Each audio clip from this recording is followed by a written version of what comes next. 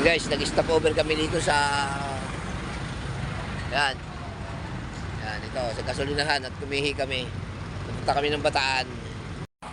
Ayan guys, dumaan kami sa vulcanizing kasi medyo parang napansin ng driver namin. Medyo gumigiwang yung kanyang bus. Pinacheck namin kung may butas yung kanyang gulong. At baka yun ang dahilan. Ayan, at tinahanapan nga ng singaw kung may butas ba siya o wala. Ayan, mukhang wala naman kaming makita mga idol. Kaya medyo okay naman. So parang mayroon pang isang problema na wala sa gulong guys.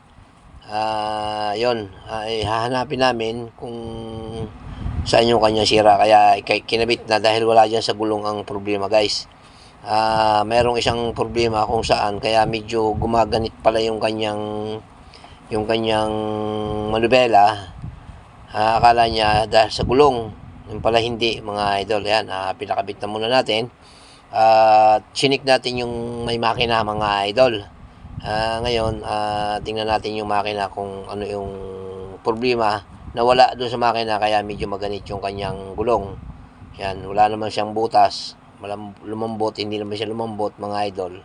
Yan, tingnan natin kung ano yung naging problema guys, no?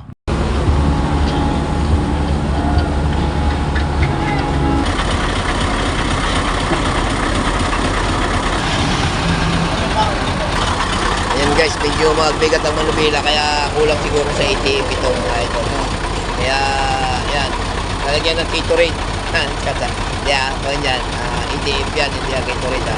Sasabihin nyo Gatorade, sa Gatorade lang nilagayan mga idol. Yan, para safe tayo.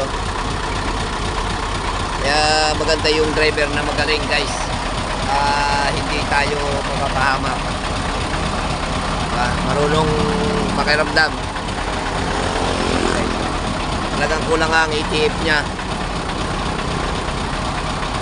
Ubos ang isang Gatorade na ATF.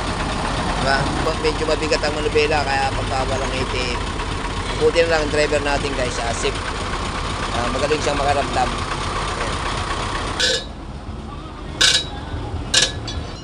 Ayan guys.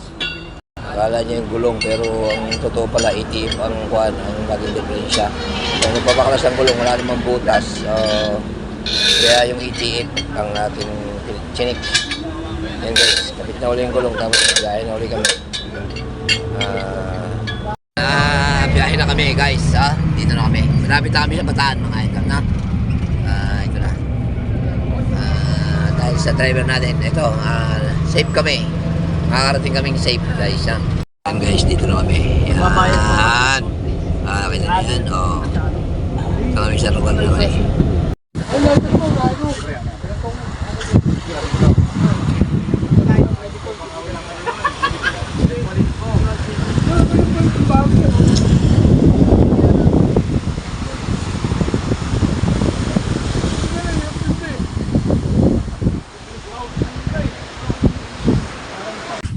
Ito na kami, ito yung aming kwan ngayon mga idol, no? May swimming pool dito. Ayan o. Mamayang gabi dyan. Yun o. Mga ulo-ulo sa dagat. Ayan o. Ayan guys, yung mga ulo-ulo sa dagat.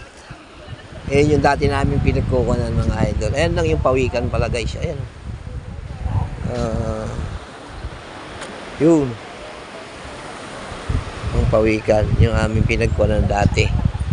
Pinag-outingan. Ayun, sa gawin na yun guys. Yung nakikita nyo yung na yun.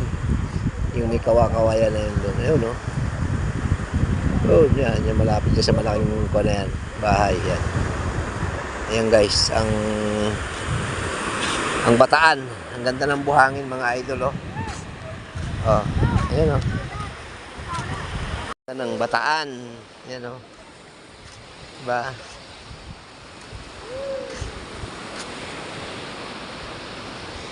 Good morning mga idol. Pakinggan nyo ang hampas ng alon sa Dalampasigan ngayong umaga guys, no? Yan. Masyadong maaga pa. So makikita lang muna ninyo ang mga ilaw guys, no? Ayun, may nasigaw na ang aming kasamahang isa. Mga kulit. Yan, tingnan nyo guys. Oh. Merong buwan. Yan. Diba? Pakinggan na lang nyo ang hampas ng dalampasigan. Yan.